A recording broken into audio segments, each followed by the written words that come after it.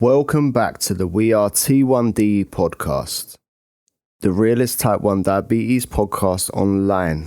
And guys, this is officially the first ever non-waffle episode of the podcast, I think. Unfortunately, there'd be no Jack, there'd be no chaos, it would just be me. And yeah, I miss him too, even if he does talk like he's just woken up mid-sentence.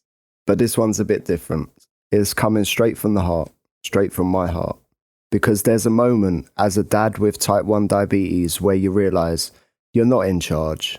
Not really. You want to be, you try to be, but sometimes your body just says, not today, mate. So let me get into this. Last week was my son's 13th birthday. Big day. Thorpe Park, rides, laughs, memories, and the weather? A scorching 33 degrees. Yeah, proper heat wave. And me? Well, I was battling hypos, migraines, and the kind of guilt only a diabetic parent really understands. All while pretending I wasn't about to fall apart after every ride. And you know what? I still went on every ride with my son. Twice. Because broken pancreas or not, I'm still his dad. And I'm not missing the moments that matter. The moments that make memories. So this one's personal. Let's talk about being a parent with type 1 and what it really looks like behind the smiles. Sorry if that scared you. But before I dive into what happened at Thorpe Park, let me back up for a second, because this isn't about one day. This is about something I know a lot of T1D parents feel, but don't always say out loud. Being a dad is tough. Being a dad with type 1, that's a different level. You've got your kids wanting your time and attention, and meanwhile your blood sugars are doing backflips. 1 minute you're fine, the next you're either snapping because you're high or going all foggy because you're low. And the worst part, you know you're being off, but you can't always control it. The guilt that comes after, yeah, that hits you hard. But anyways, fast forward to Riley's birthday, his 13th. Big day out planned to Thorpe Park. He was buzzing, and so was I, to be fair. The whole family came. Amber, my wife, Jamie and Ashley, and of course the birthday boy himself, Riley. Everything started spot on. Sugars were decent in the morning. Riley opened his presents. We hit the road. Bit of traffic on the way, but oh well, that's bound to happen. The plan for when we arrived was to go on as many rides as possible. Make the most of that ride access pass, which, by the way, only covers 4 people at a time. So one of us always ended up being bag monitor. Usually Amber or Ashley, because they got a bit scared when the rides were a bit big. Actually, quick one. Because I know some of you listening probably thinking, wait, how do you get that ride access pass? So here's the deal. Merlin Attractions, which includes Thorpe Park, Alton Towers, Chesterton, Legoland, Windsor, and loads more, offer a ride access pass for people with disabilities or medical conditions that make queuing difficult or unsafe. And yeah, type 1 diabetes can qualify, especially if you experience hypo unawareness, unpredictable crashes, or you use medical devices that need regular monitoring. You can apply online through the Merlin Ride Access Hub. You'll need to submit a bit of supporting evidence. For me, it was my diabetes letter, proof of insulin dependence, and details of how it affects me day to day. Once approved, it lasts for a year and makes a massive difference. Not gonna lie, the thing is amazing. I didn't have to queue. Yes, there's no shame in using it. It's one of the small perks you get as a type 1 diabetic. So, might as well apply and see if you qualify. Anyway, back to the rides. First one of the day, Swarm. Straight on, no queue. And I was buzzing. And I didn't even use the ride access pass. It is literally because we was first in. Rides don't really faze me. But I decided to vlog the day on my Insta stories. So if any of you have seen that, you know what happened. But if you haven't seen it, it's also in my highlights, which you can see at T1D_Mike. So it's basically, we just done like ride reviews from the family. And I was like, Riley, how was it? Jamie, what did you think of that one? Amber, how was it?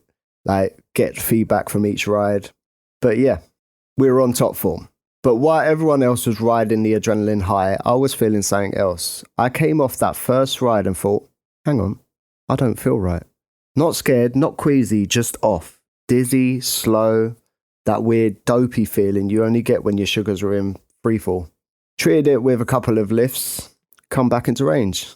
But the pattern started every single ride. Another crash, swarm, stealth, hyperia, treat, drop, repeat. And still, I kept going.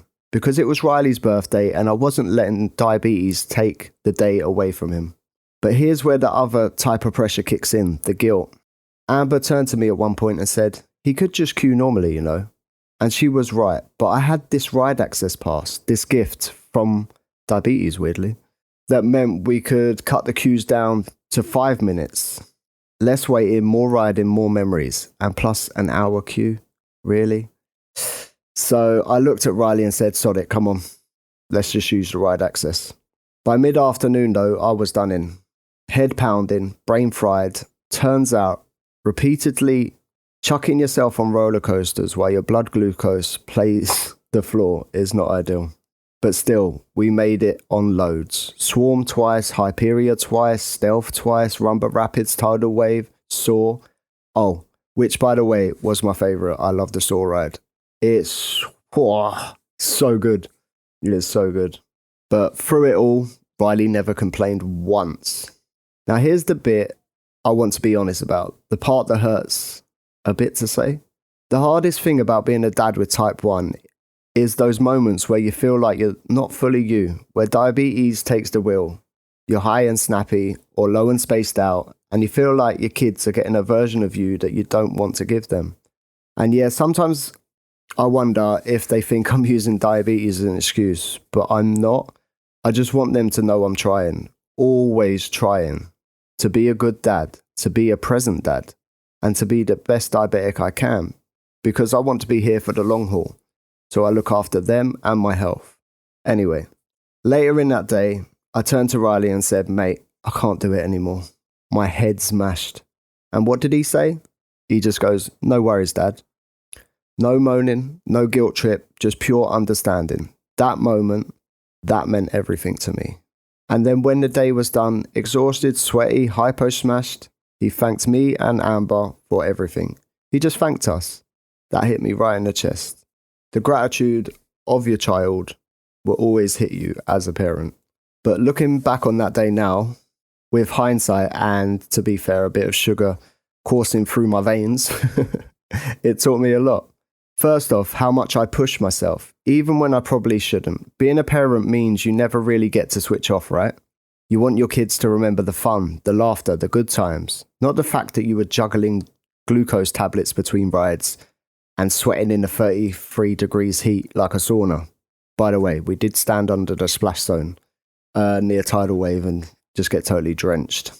That was fun. And secondly, how normal days like that really are for people like us. We do stuff every day with blood sugars that would have most people crawling under the duvet. But we fight through it because we don't want diabetes to win. Not on birthdays, not on holidays, not ever. I hope if you're listening and you're living that life, you remember you are not alone, you are doing more than enough. So yeah, if you're a type 1 diabetic parent listening to this, I just want to say you're doing enough. Even when you feel like you're failing, even when you're running on empty, even when your sugars are wrecking your patience or your plans, you're showing up, you're fighting, and your kids will remember that more than anything. Our pancreas might be faulty or dead, but our hearts, nah, they're fully beating, they are there. Anyways, thanks for listening. Go give your kids a hug, or at least let them pick the next ride or the next takeaway. I'll catch you next week. Hopefully with Jack, and hopefully with blood sugars that behave. I really hope you enjoyed this short episode, and also leave feedback if you'd like to hear more like this. Thank you guys.